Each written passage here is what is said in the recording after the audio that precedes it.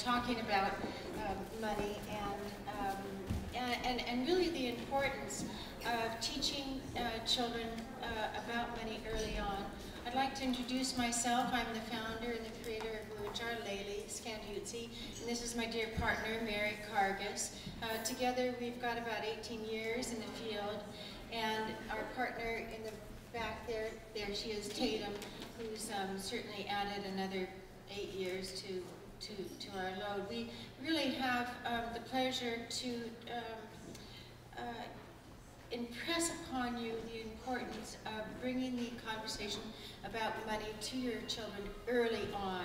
And there are statistics that talk about how many children really grow up learning the value of a dollar, learning how much it's worth and where it can go if we teach them early on about the value and the language around money.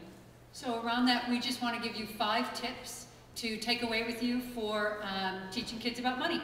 And the first tip is allowance.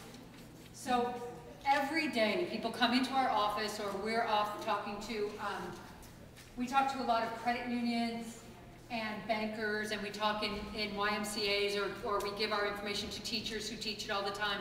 And every day people ask us, at what age should we start allowance? How much should we give? And should we tie it to chores or not? So simple answers. At what age should we start allowance? Sometimes I say to people, you know, as soon as they're finished eating the money, you can start giving them the allowance. But the key is you'll know. For some people that's true. Other kids aren't ready for it until they're 11 or 12. You will know as a parent. How much should you give? We can't tell you that. Again, that's a family conversation.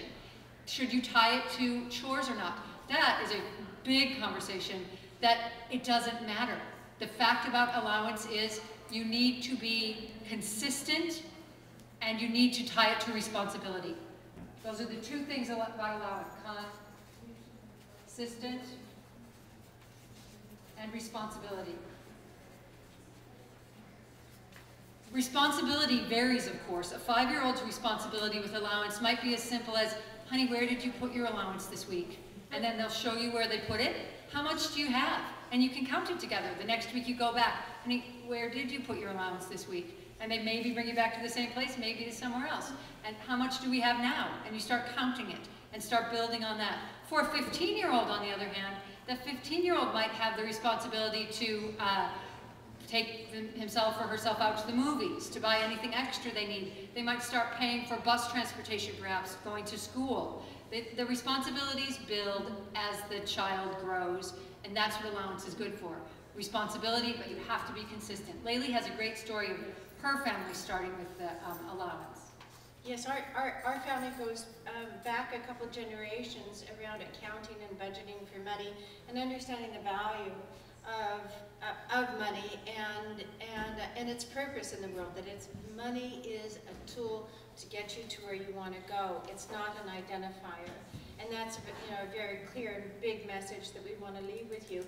This is basically where my mother wanted us to be, and she got us there through a wonderful opportunity where we were moved from Seattle to Geneva, Switzerland.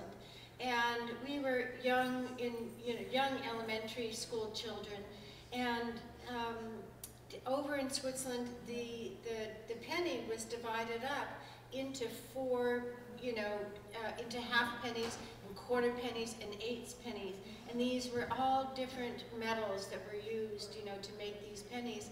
And being elementary school children, it meant nothing to us because our penny was good and solid, and our American penny really meant a whole lot. Whereas these half pennies and quarter pennies couldn't mean anything, didn't mean anything at all to us. They didn't get us anywhere on earth. So my mother, in shock, I think she was looking out the bathroom window because that's the only window that she could have seen us.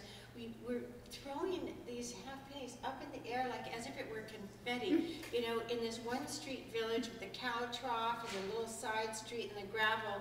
But you bet it, and the next day she said, all right, kids, we're going to start an allowance. And she was brought up with an allowance, and it was the perfect opportunity to begin to teach us, responsibility towards our money. And she gave us certain things that we were responsible for, like the bread and chocolate that you get after school.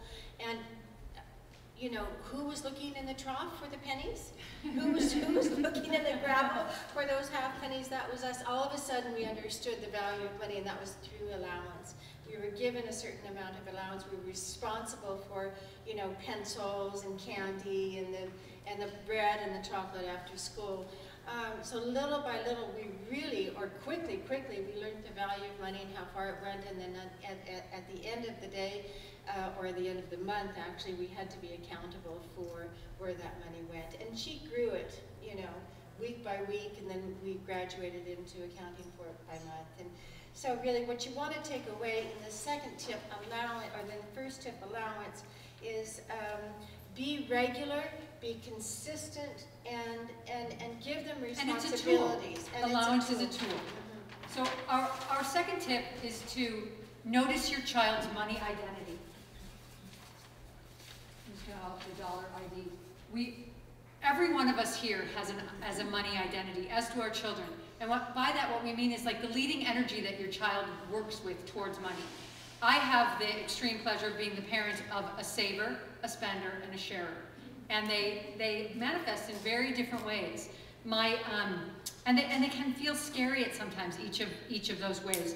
But we need to start with each of those leading energies in order to build the whole, right? So the example of my spender is Michael, and he's my middle child. As a very young kid, Michael was the kid who would be searching the house for coins in any corner of the couch, any corner of the house, always looking for money. He'd be the one who'd go to a candy machine and swipe the change thing, and he'd always find money. So he'd always have money, and then he'd always spend the money. He'd come out with a pile of money, and the next thing you know, he'd have a pile of candy. So now he's 16, same story. He gets money, he babysits, he earns money, he spends the money. The difference is, this kid who couldn't keep it in their pocket has now started turning into a little entrepreneur. He has actually an online store now. He buys shoes and sells shoes at 16 years old. So that hole in the pocket guy as his leading energy that we were so afraid of, perhaps that's entrepreneurial, as it turns out, the spender, right? My sharer, Will, who at first glance you think, oh my God, he's the special one because he wants to give and give and give, and we love him the most, right? So he is the, we don't really, but he as the sharer, he wanted to give to homeless people. He clued into that in his own self, by himself. Nobody led him to that very early on. And he would take his share box and he'd bring it around with us, and he'd be giving money to homeless people anytime that we would see anyone in need. And I thought, isn't this fabulous, how beautiful and wonderful my son is? Until I was with a friend one day and they said, you know how stupid that is? That's so misguided that you're just letting him give money away like that. And I heard her and thought, okay, maybe you're right. So Will and I started to do research on what homeless people in Seattle needed most at that time. And it turned out at that time people needed socks. So Will and I went to Chubby and Tubby when it was still open and bought the big bag of socks and started carrying socks around in his backpack and in the car. And then when we'd see homeless people, he would give socks to the homeless people. So that share piece for him became a real relationship with how he was affecting change and how his money was actually being used as a share for people. My third child, Lily, happens to be a saver, which can be a little scary too. At first we think, how great, she will win because she can save, and that's what we all want, right? But Lily's afraid to spend. Lily won't spend. We one day decided that she had to learn how to spend, so we brought her to the store. She and I decided together that she wanted this one shirt. So we went to the store, she tried on the shirt, she got the perfect color, it all looked great. She absolutely wanted it. She was finished with that moment. We walked up to buy it, and we get to the moment of purchase, and she goes, never mind, I don't need it, And we left the store with nothing. She's a kid who, I swear, one day she'll live on her own and get a light bill and go, oh, no, who needs lights?